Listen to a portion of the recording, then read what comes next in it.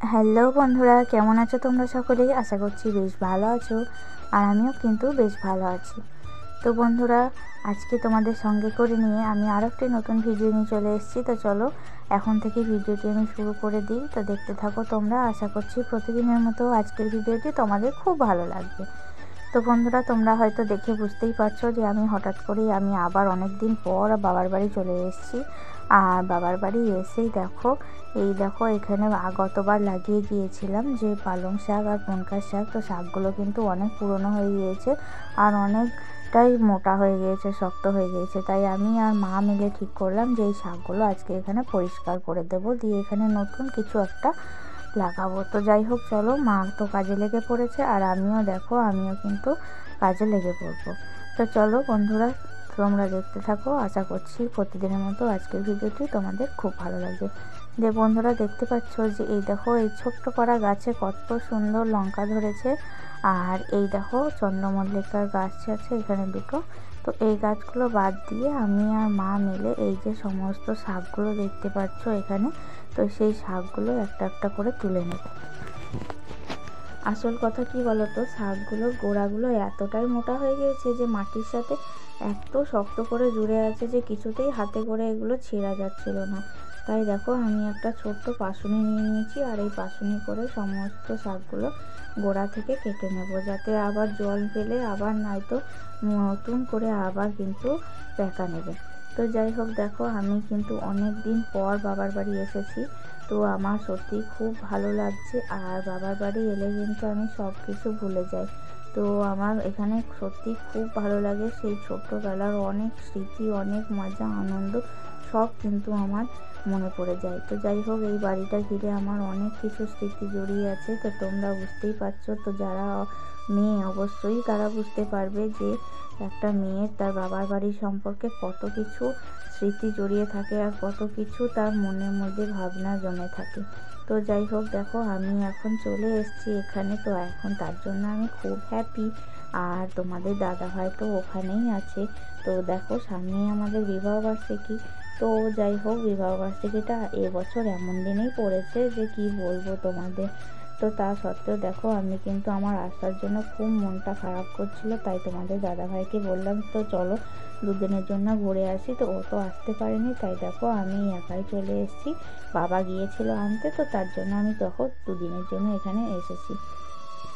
তো বন্ধুরা দেখো, তোমাদের সাথে কথা বলতে বলতে কিন্তু অনেকটাই কাজ আমার আগিয়ে গিয়েছে। আর এইদিকে আমি যেগুলো খুঁড়ে দিচ্ছি সেগুলো মা একে একে সরিয়ে নিচ্ছে। তো মা এগুলো পরিষ্কার করে নেবে। তো যাই হোক, দেখো আমার কাটতে কাটতে এখানে কিন্তু একটা ডালিয়ার গাছ লাগিয়েছিল বুনো। তো সেই ডালিয়ার গাছের গোড়াটা কিন্তু কেটে গিয়েছে। তো আমি ভাবতে পারিনি যে ডালিয়ার গাছের গোড়াটা এইভাবে কেটে যাবে। তো যাই হোক, আমি অনেক চেষ্টা করেছিলাম যে গাছটা যাতে না কাটে, কিন্তু কি করব, বাই চান্স হয়ে গিয়েছে। এখন করার তো কিছু নেই। তো কি করব বলো। যাই হোক, গাছটাকে এখন তুলেই ফেলতে হবে। তো ওটাতে দেখা হলো না যে ওটাতে কী রকম ফুল আসে বা কী রকম কুড়ি আসে, সেটা তোমাদের সাথে শেয়ার করা আমার পক্ষে সম্ভব হলো না। তো যাই হোক, কিছু করার নেই, যেটা হবার ছিল সেটা তো হয়েই গিয়েছে। আর এই দেখো সামনেই কিন্তু আমাদের আর একটা বড় কাজ আসছে। তো সেটা কিন্তু এখন তোমাদের সাথে শেয়ার করব না, এটা বলবো না। পরে তোমরা যদি আমার ভিডিও পরপর দেখতে থাকো তাহলে কিন্তু তোমরা পরে বুঝতে পারবে যে কী কাজ আসছে। তার জন্যই এত তোড়জোড় চলছে আর কি।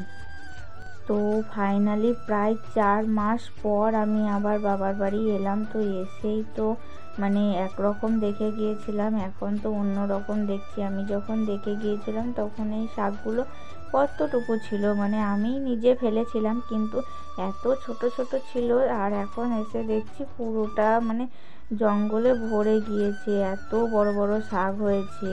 আর শাকগুলো সত্যি খেতে এত টেস্টি ছিল যে তোমাদের কি বলবো। যে কোনো জিনিস তুমি যদি বাড়িতে লাগাও এবং সেই জিনিস যদি তুমি খাও, তো তার মজাই কিন্তু অন্য রকম আর তার টেস্টটাও কিন্তু অন্যদের তুলনায় অনেকটাই আলাদা কিন্তু।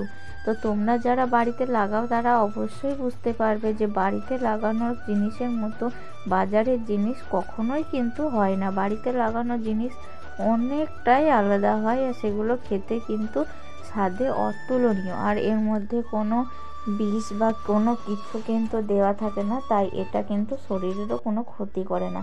তাই তোমরা যারা যারা পারবে অনেক ক্রয় চেষ্টা করবে যাতে একটু করে বাড়িতে কিছু লাগাতে, আর সেটা থেকে বাড়িতে তো ডেলিকার খাবার যদি নাও হয় তো একটু তো খাবার তোমরা খেতে পারবে, তাই না? তো চলো বন্ধুরা, দেখো আমরা এখানে আমরা এখানে এই যে কোড়াকুড়ির কাজটা করছিলাম, তো তখনই দেখো বুনু চলে এসছে, আর বুনু এসে ভিডিও করছে। তো দেখো বন্ধুরা, সমস্ত মাটিটা কিন্তু আমরা পরিষ্কার করে ফেলেছি মামিয়ে মিলে।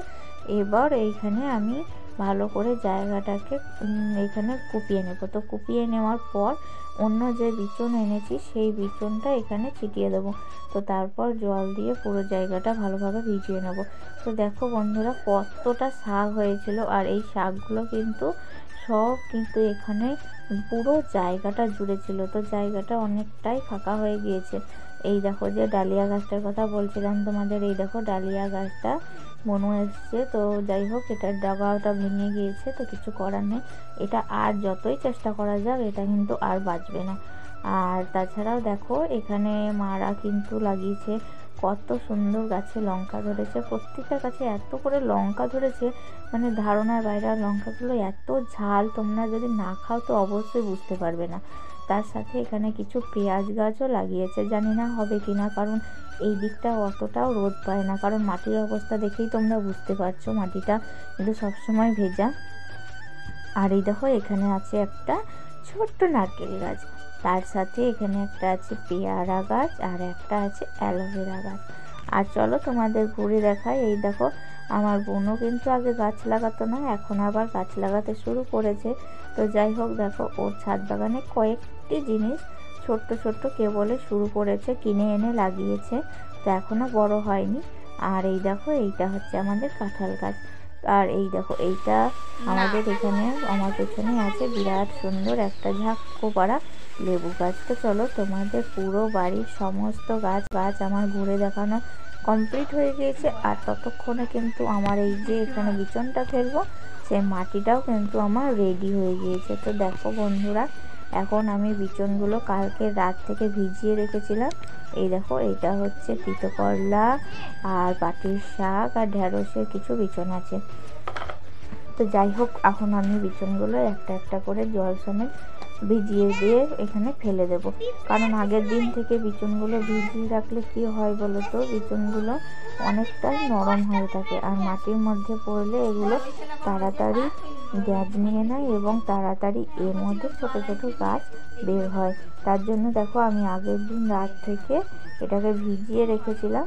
আর এখন আমি এই দেখো এখানে দু একটা করে ফেলে দেবো, আর তার মধ্যে ওপরে মাটি চাপা দিয়ে দেবো যাতে গাছগুলো খুব তাড়াতাড়ি বের হয়। তারপর দেখো আমি আর মা মিলে সমস্ত বিচন ফেলা মানে যা যাবতীয় কাজ সমস্ত কিছু রেডি হয়ে গিয়েছে। এইবার আমি এখানে জল দিয়ে দেবো। তো বিচন ফেলার পর জল তো দিতেই হবে। আর এই দেখো সমস্ত বিচন আমার ফেলা রেডি, আর ফেনাগুলোও কিন্তু রেডি হয়ে গেছে।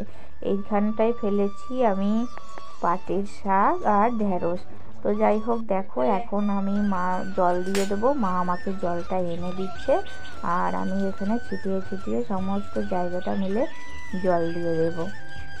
সামনের গাছগুলো কেটে দেওয়াতে বাড়ির মধ্যে এতটাই পরিমাণে রোদ হয়েছে যে সামনের মাটিগুলো পুরোটা এত পরিমাণে শুকিয়ে যাচ্ছে যে দুবেলা অন্তর জল না দিলে কিন্তু কোনো গাছ বেরোনো সম্ভব নয়।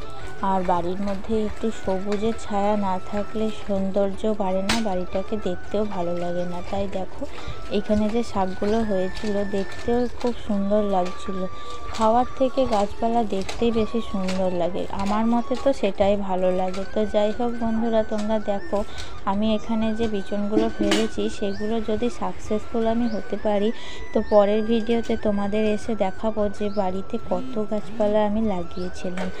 আর দেখো আমার ছোটোবেলা থেকেই কিন্তু গাছপালা লাগানোর প্রবল ইচ্ছা আর প্রবল শখ রয়েছে। তো ছোট থেকে তো কমপ্লিট করতে পারিনি। যাই হোক দেখো এখন কিন্তু সেগুলো অনেকটাই সম্পূর্ণ করতে পেরেছি।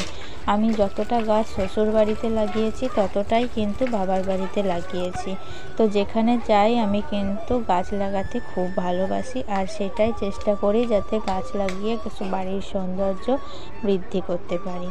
তো যাই হোক দেখো বন্ধুরা, আমার কিন্তু সমস্ত এরিয়াটায় মাটি ভালোভাবে ভিজিয়ে জল দেওয়া কমপ্লিট হয়ে গিয়েছে। তো আজকের মতো কিন্তু ভিডিওটি আমি এখানেই শেষ করছি। তো তোমরা কিন্তু জানিও আমার ভিডিওটি তোমাদের কেমন লেগেছে। যদি তোমাদের ভালো লেগে থাকে তাহলে কিন্তু অবশ্যই লাইক, কমেন্ট, শেয়ার করতে ভুলো না। তো ভালো থেকো, সুস্থ থেকো।